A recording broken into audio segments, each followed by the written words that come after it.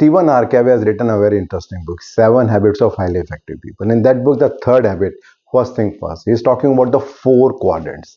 The 4 quadrants are urgent and important. Second is important but not urgent. The third quadrant is talking about urgent but not important. And the fourth quadrant is talking about not urgent, not important.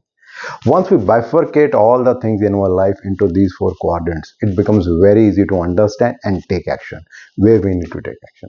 Something similar is with respect to scope 1, scope 2 and scope 3, which is also called direct, indirect and other indirect.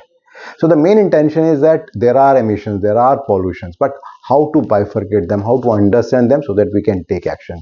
So today I'm going to talk about all these 3, scope 1, scope 2 and scope 3. So when we talk about GHG protocol, the main objective is to identify the different kind of emissions which they have categorized in the form of direct, indirect and other indirect. And there is another standard called ISO 14064 which calls scope 1, scope 2 and scope 3, even though intent is both the same. So let's talk about the 3 different kind of scopes one by one. When we talk about scope 1, it's primarily talking about the direct emissions which is happening inside the organization. So for example, there is a tire plant, so whatever emissions are coming out from that because of manufacturing of that tire, all that are called scope 1 emissions. So there can be many examples with respect to that. Say for example, when we talk about the emissions with respect to some moving fuel consumption in the things, like say for example certain thing with respect to the company owned vehicle, maybe it's like delivering trucks and all those things, then there can be some stationary sources of fuel consumption which can be some natural gases which are getting burned, boilers and other things which are there. And then the third thing, which is the most popular and most important, which is with respect to the process emission, which we talk maybe with respect to say cement production, metal smelting, refining operations, limestone, depending upon the kind of industry where you are working, all those things are a part of scope 1. Then scope 2. Scope 2 is also called indirect emission. When we talk about scope 2, it only consider only one thing. They are talking only with respect to energy. Now energy can be with respect to electricity and steam. And the main objective of bifurcating scope 1 and scope 2 is that there's a lot of emission with respect to energy. That's why they are bifurcated separately only into the scope 2. So all that energy which is coming into the organization, now it can be from any government source, it can be from maybe some group company or something like that, where maybe steam is coming or electricity is coming. So all those things are a part of scope 2 emissions. Then coming scope 3. Now scope 3, which is also called other indirect, that is a major contributor.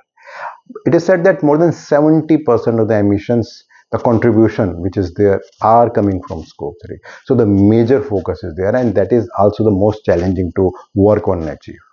In scope 3, there are 2 parts, upstream and the downstream. When we talk about upstream, we are talking about all the material, BOPs, raw material, anything which is coming from the suppliers, they are a part of upstream. And when we talk about downstream, the intent is that the material which is now going from the company to the final customer, to the end user and till end of life, all those things are a part of downstream. So for example, there is a car manufacturer. So anything which is coming from their supplier is all part of upstream. Now from the car manufacturer, when it is going to the end user and then it is going to the landfill, all those things, emissions, are related to the downstream emissions.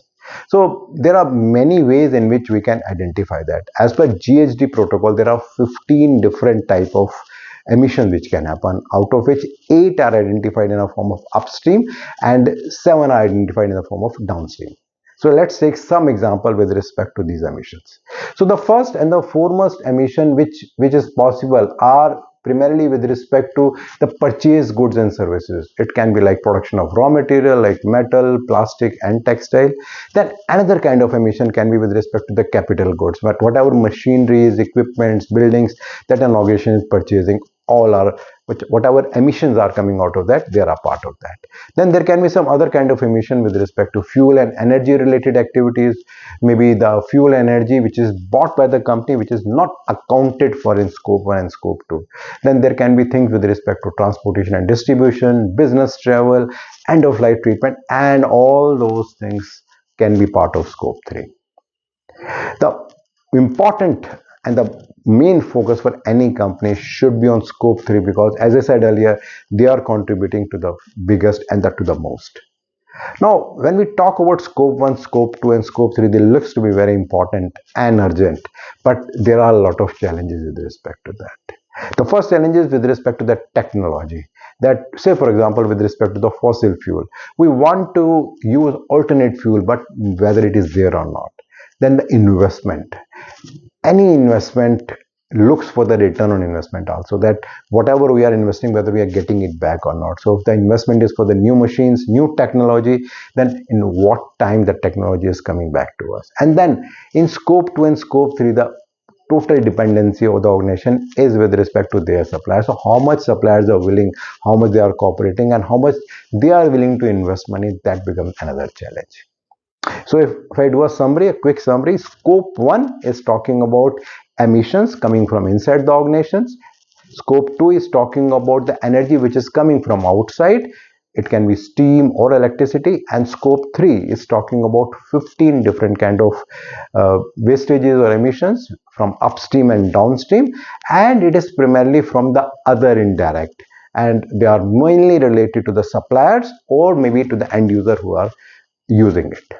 So that's a brief summary about it. My next video will again be something with respect to this only. Regularly, I'm getting a lot of feedback from your side and they're helping me to understand your expectations. So please do continue that. In case you want to understand a little bit more about this particular video, you'll find a link below. If you click that, you'll find a blog there. There you find this information in much more detail. And in case you're liking these kind of blogs and videos, you can always share with your friends and colleagues, and you can subscribe to my YouTube channel and my website, bhavyamangla.com. I've got another video channel wherein I'm making videos and blogs with respect to life, motivation, inspiration. In case you want, you can have a look in that also. Thank you.